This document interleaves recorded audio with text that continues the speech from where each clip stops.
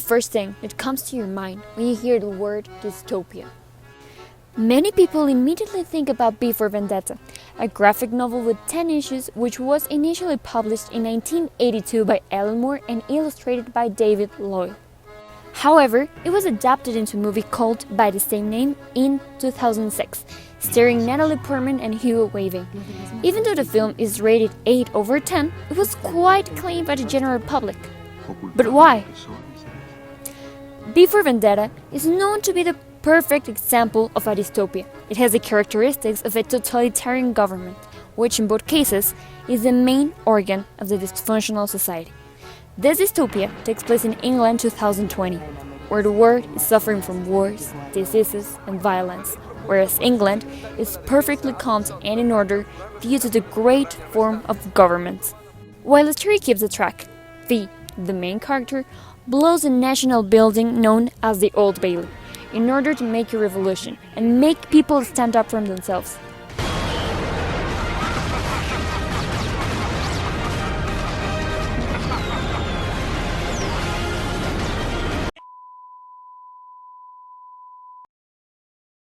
However, the government claims that the destruction of the building is a complete act of terrorism, since it was done in a prejudicial way as in a rebellion. But here is one of the most important parts of the movie. Terrorism can be easily confused with several meanings, which most of them are against the government. Notwithstanding, terrorism is practiced by Muslims who believe that by destroying a monument or building, they defeat their enemy, which is not the case on V for Vendetta, but it gives us a slight view of how corrupted the term is. Still, if there is no terrorism, it shows one of the symbolisms in the movie, and not just with this. It can be seen on several attributes, such as the mask he uses, as a reference to Guy Fawkes, which is actually the most representative object in the movie, the scarlet carton that he leaves every time he is one step closer to his revenge, seconds it. You're going to kill me now? I killed you 10 minutes ago. Although the movie relies on revenge, V, on the other side, is a round character who might be impenetrable on the outside, but by small details shown, such as leaving the roses on the bad guys, since he read the letter of Valerie, and knows his caged neighbor cultivated them when she was free. But why V is so sensitive about Valerie's story? Well, the answer is simple. Just because she said the truth, the most important thing to V. He's completely obsessed with the truth, which is surprisingly easy to infer due to the amount of times he makes reference to it, as in quotes, such as, "The artists tell a lie to save the truth, whereas politicians do it the other way around." At the same time, we can interpret he considers himself as an artist, who sees life in a deeper way than most humans. I mean you no harm. Who are you? Who?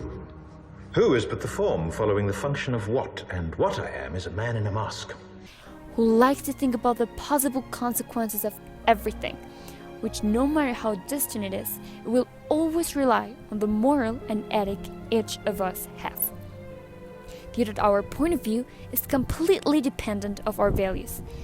And as the American psychologist Lauren Kohlberg said, our moral development can be impulsed by some circumstances, such as having great values, which certainly is not V's case, or being punished or rewarded about our actions. The second option is more probable to understand V's behavior. After all, he's doing this revolution for some selfless reasons, since all men are like that. Let's imagine a different scenario. V was never interned in Larkhill. He lived his life as a normal citizen would have. Would he still be doing what he did?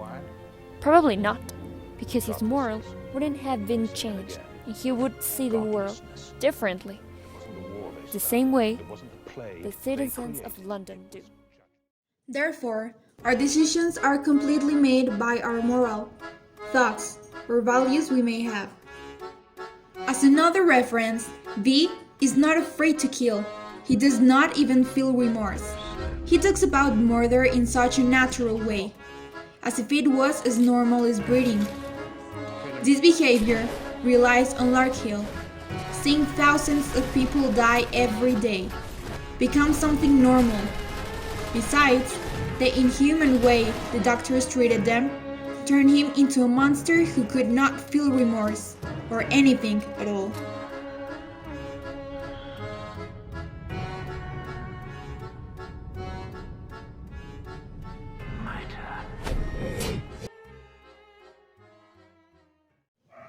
In fact, we can argue his change when he meets Evie, the girl who fought with him. But what kind of feelings someone like him can develop when for more than 10 years he only thought and lived for an only purpose: revenge. And everything changed. I fell in love with you, Evie. At this point, his mind is unreliable, and that emotion of feeling lonely consumes him. But then, meeting abruptly someone who cares a little about you, it triggers an immense amount of emotions. Despite this, as I already said, V is a round and still complex character due to the way he thinks, and we can predict his actions. He is always one step ahead of the police, detectives, and the government. Hence, it's obvious his notorious brilliant mind because he thinks. And that is the important part. He does not just think, he enters into the other person's mind, analyzing every possible response that can be made. It can be defined as either paranoid or brilliant, but again, that is part of each person's perspective. Nevertheless, intelligence and knowledge can be shown in different ways, and using literary devices in the way he speaks causes people believe you have a higher level of comprehension and intelligence. Remember the 5th of November, the gunpowder, treason, and plot. I know of no reason why the gunpowder treason should ever be forgot. In first instance, when he convinces a public speech the first time, he uses alliteration and several metaphors. That is why people think you can be trusted. Intelligence shall always be trusted.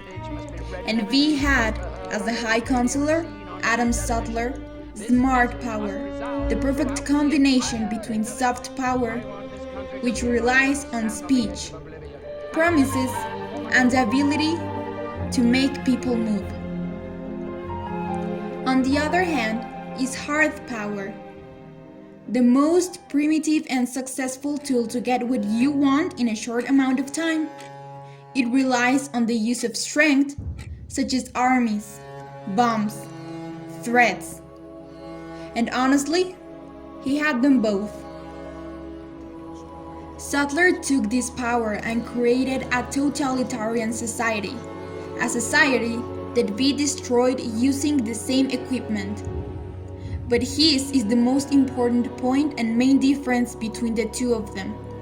Sutler did it on a nasty way, hiding the reasons and provoking fear to citizens. And V used the truth. He never lied to his society. He always spoke with the truth. He gave the chance to accept it or let it go. And this is perfectly visible on the movie, when he releases thousands of masks and the people decide to wear it, because he always used his intelligence to favor the truth. With this, we can conclude that Colbert's theory is the truth, moral, or the absence of the moral of these two characters make them take these decisions to get what they want. So good and atrocious is defined, even though this time the good side is not the good by itself. It is since the majority wants it. After all, V got what he wanted, and his selfish reasons were satisfied. However, it is understood that people, humans with no moral, are savage monsters thrown to a world full of sin.